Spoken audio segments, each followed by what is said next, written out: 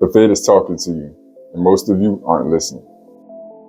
They're telling you exactly where your money needs to be going through their economic policies. Since the pandemic in 2020, the Federal Reserve's biggest focus was, at the time, keeping money circulating in the economy, keeping people spending and borrowing, and making sure that the economy did not grind into a recession due to the lack of mobility and functionality for most of us as everyday citizens during lockdowns. Since that point in time, after continuous record levels of stimulus, the Federal Reserve has now shifted gears to start to deal with the ensuing inflation that has followed these economic policies. There are several different factors that have influenced inflation soaring as it's done in the last year or so. But the reality of it is one of the biggest effects on inflation has been economic policy in the last couple of years. So the Federal Reserve initially, since 2020, had been telling you to borrow and spend. Hence why they put money in your hands to do so. Since 2022 has come along and the Fed has been forced to accept that inflation is a real threat, they've had to switch gears, and they've had to switch gears fast. We've had 7 consecutive rate hikes in 2022. The federal funds rate has increased faster than it has done in many years, if not ever at all. So what is it that the Fed is trying to tell you during these economic shifts, these policy changes? Well, currently, they are trying to limit your spending and borrowing capabilities. Not just you as an individual, but corporations as well. The economy is basically getting too hot. Price inflation is becoming a real problem. And in order to minimize the long-term damage to the economy, the Federal Reserve has decided we have to limit the flow of money in the economy. So if they don't want you to spend money and they don't want you to borrow it, then what is it they want you to do? Well, the other side of that is they're incentivizing you for the first time in a long time to save your money. Why? How are they communicating this message, and why is this what they want you to do? When you're saving your money, that means you're not circulating it in the economy. When they raise rates, this is how they incentivize you to do so, because they make it more expensive for you to borrow money, but they are making it more effective for you to save money, because as rates climb, APR, which is the annual percentage rate, the amount that you pay to borrow money, goes up, but as well, APY goes with it, which is annual percentage yield, which is the interest rate you're paid on your money when you store it. So how can you take this information and apply it to your everyday finances? Well, the straightforward answer is banking.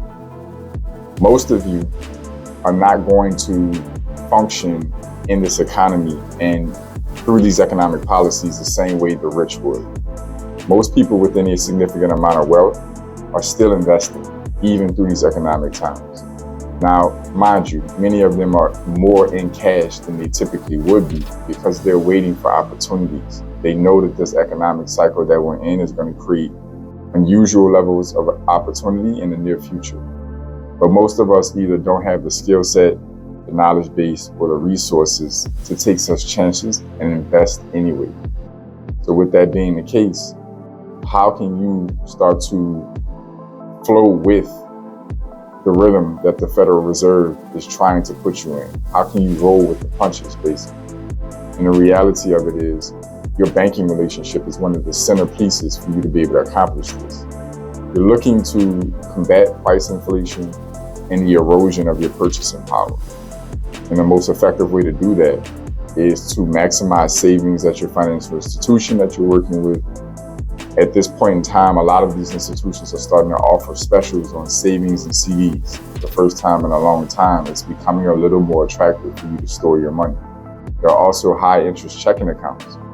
You need to be exercising these tools and these products and services to mitigate the damage being done to your purchasing power and the suffering that you're going through with price inflation.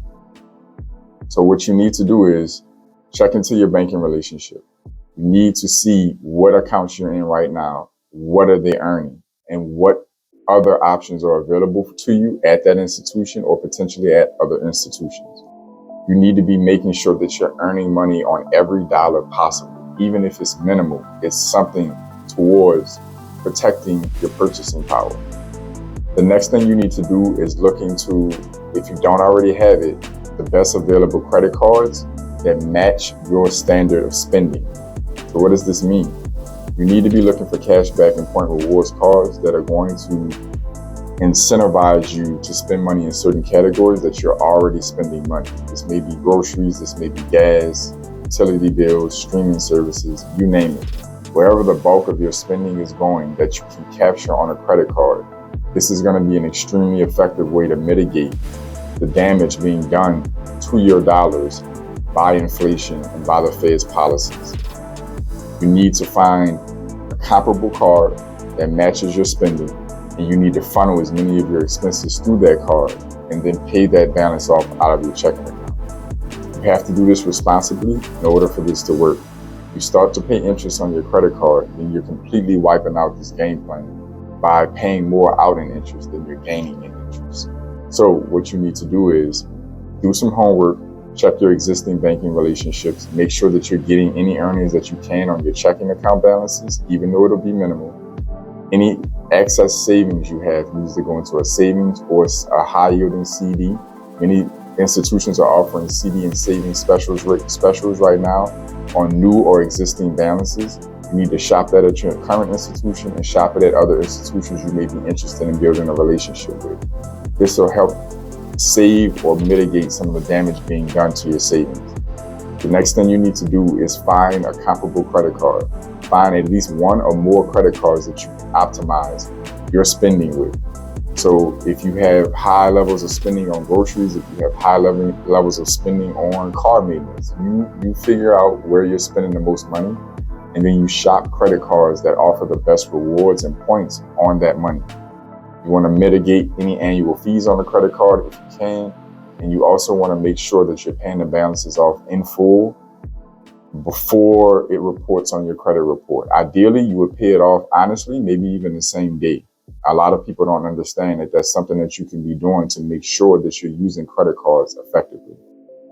So now that you have this knowledge and you have this healthy perspective on how to start rolling with the punches and moving with the flow of the economy, go out, take action. I also want you guys to take a moment to support the video so the channel can keep supporting you. Like, comment, subscribe. Let me know your thoughts below on this different tactic, these different strategies to help